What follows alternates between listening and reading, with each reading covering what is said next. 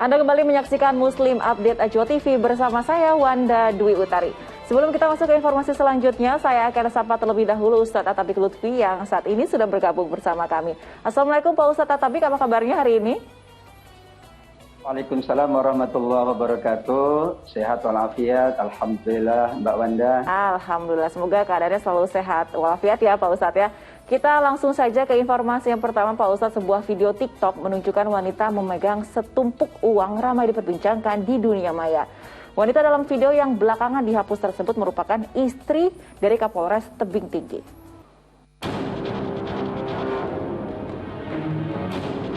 Jari warganet dengan cepat mengabadikan foto dari sebuah video di media sosial TikTok. Terlihat seorang wanita yang diduga istri Kapolres Tebing Tinggi itu tengah memegang dan memamerkan sejumlah uang pecahan Rp100.000. Meski telah dihapus, namun video tersebut sudah tersebar luas di dunia maya. Akibat postingan tersebut, Kapolres Tebing Tinggi AKBP Agus Sugiarso dan istri diperiksa oleh Propam Polda Sumatera Utara. Kapolda juga mengimbau pejabat publik dan keluarga harus bijak dalam menggunakan media sosial. Hati-hati menggunakan jari Anda. Karena apapun seperti begini, itu bisa menimbulkan multitafsir. Ya, saya akan dalamin itu.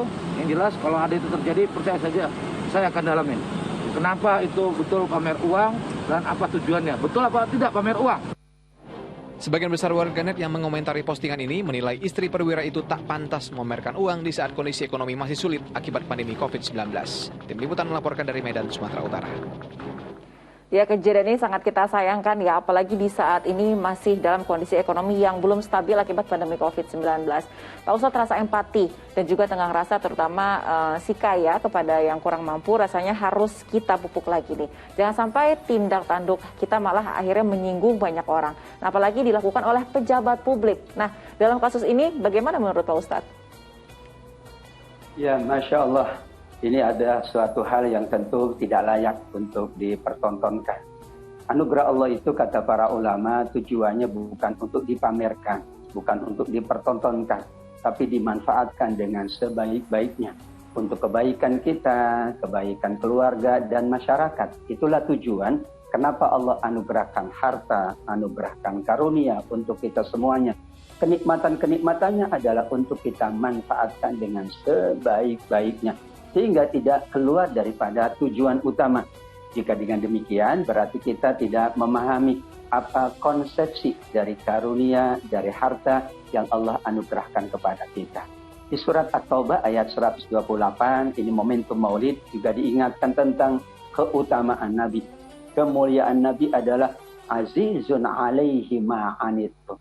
Justru Nabi amat sangat empati kepada kita umatnya, kepada sahabat-sahabatnya.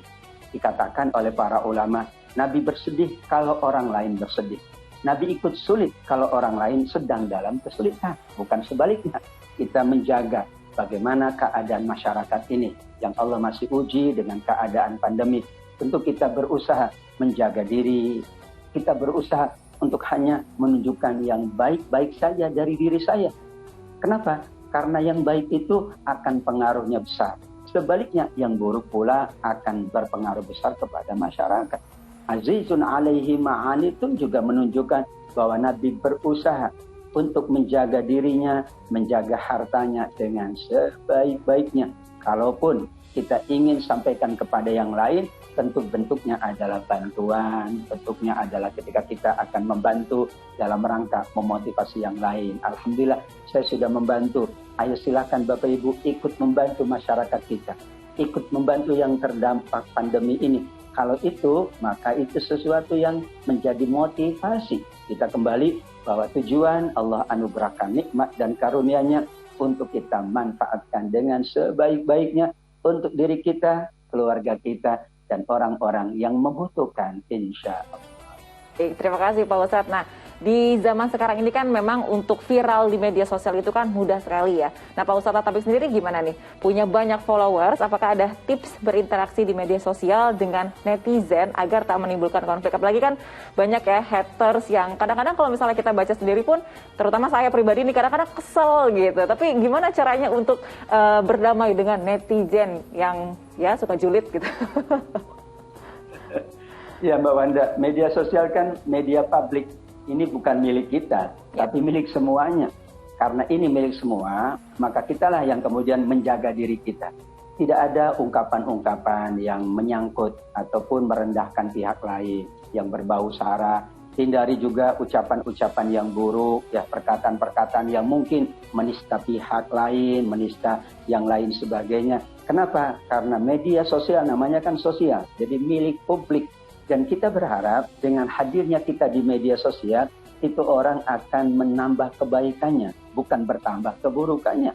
Wajar kalau ada haters, karena memang ini milik semuanya. Namun jika kita selalu berusaha baik, apapun yang dikatakan oleh orang lain tidak ada masalah. Karena kita sudah memenuhi nilai-nilai kebaikan di dalam bermedia sosial. Ada yang menganalogikan bahwa Anda dengan rumah. Ya, rumah kita kalau sudah banyak yang datang, orang akan berpandangan macam-macam dengan rumah. Tapi selama kita betul-betul yang di rumah itu hanya kebaikan, aksesorinya aksesori kebaikan, aktivitasnya aktivitas kebaikan. Orang pun suka datang ke rumah kita, ya tidak ada masalah. Kalau ada satu dua yang tidak menyukai, yang tidak menyetujui, itu adalah haknya. Tapi jangan sampai apa yang dikatakan oleh orang lain itu adalah benar tentang kita. Karena kalau benar tentang kita, berarti kita sudah menyuguhkan yang buruk untuk masyarakat. Insya Allah inilah rumah bersama kita. Inilah area bersama kita. Kita menjaga masing-masing dari etikanya, perundang-perundangan yang berlaku, dan kita tidak mau justru media sosial ini menjadi media keburukan. Tujuannya adalah sebagaimana surat An-Nur ayat 19. Bermedia sosial itu tujuannya adalah menebar kebaikan. Memudahkan kita untuk mengetahui dan mengenal kebaikan. Bersahabat pula dalam kebaikan. Dengan media sosial kan kita jadi punya followers, punya teman, punya sahabat. Dan kita berharap persahabatan kita, persamaan kita, ya, bersamanya kita dalam media sosial adalah bersama dalam kebaikan. Baik, terima kasih Pak Ustadz. Memang kalau untuk membahagiakan semua orang itu kan sulit ya Pak Ustadz ya.